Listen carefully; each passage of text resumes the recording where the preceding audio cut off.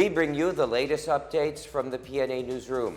The provincial government of Antique says the oil spill from a sunken motor tanker in Oriental Mindoro has been contained and kept off the mainland. Antique Governor Rodora Cadiao said drums of oil have been collected from the nearby Kaluya group of islands where patches of oil slick were previously spotted.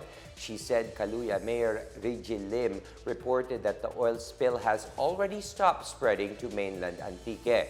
Cadiao said the local government is now assessing the damage caused by the oil spill on its fish, seaweeds, and mangroves. Kaluya was placed under a state of calamity and fishing activities were suspended. On Monday, the Office of the Vice President and the Department of Social Welfare and Development distributed emergency cash assistance to the affected residents of Kaluya. In continued efforts to contain the oil spill in Oriental Mindoro, the Department of Environment and Natural Resources is installing spill booms made of organic materials to protect surrounding marine protected areas in Mimaropa. The University of the Philippines Marine Science Institute earlier projected that the oil spill could threaten over 36,000 hectares of marine habitats. The DENR, local government units, and Coast Guard installed provisional spill booms made of kogon and sawali in Casiligan River and Kalimawawa River in Oriental Mindoro. Booms made of coconut shingles were used along with nets in Barangay Misong and Pola. They also used booms with rice straws in Barangay Aplaya in Poblacion and Barangay Anilao in Bongabong. The improvised spill boom using nets and coconut shingles is also set to be installed at the shorelines of Sitio Sabang in Barangay Tinogbok. Meanwhile, Imalagwan Island in Cuyo, Palawan installed about 100-meter booms to protect its sanctuaries inhabited by pelagic fishes, coral reefs, and mangrove forests. The 5-member advisory group that is looking into the possible drug involvement of high-ranking police officers is already halfway through its investigation. This is confirmed by PNP Chief Rodolfo Azurin Jr.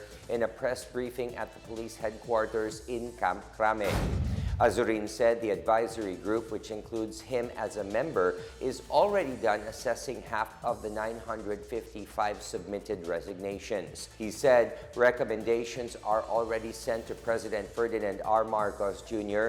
through the National Police Commission or NAPOLCOM.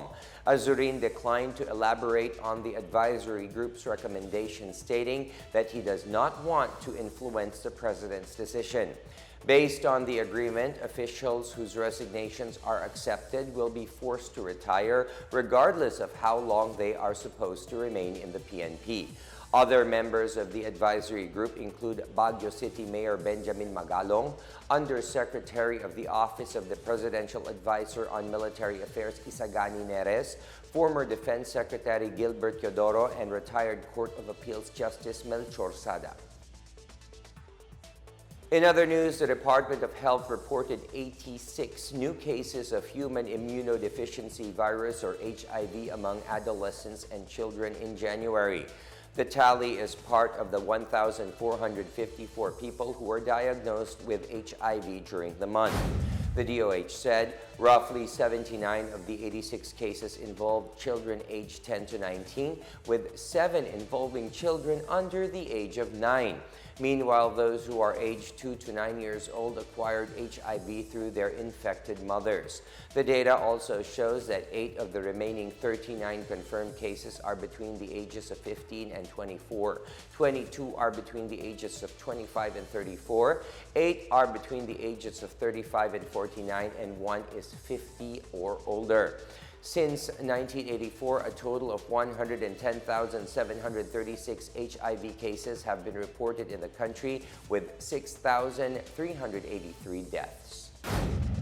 And that is the latest and the biggest stories from the Pna Newsroom. For more news content, visit our webpage or head on to the Philippine News Agency's Facebook and Twitter accounts. We are also shown on the social media pages of the Presidential Communications Officer, PCO. Stay tuned for more news updates. I am William Theo. We tell stories that inspire change. Good afternoon, everyone.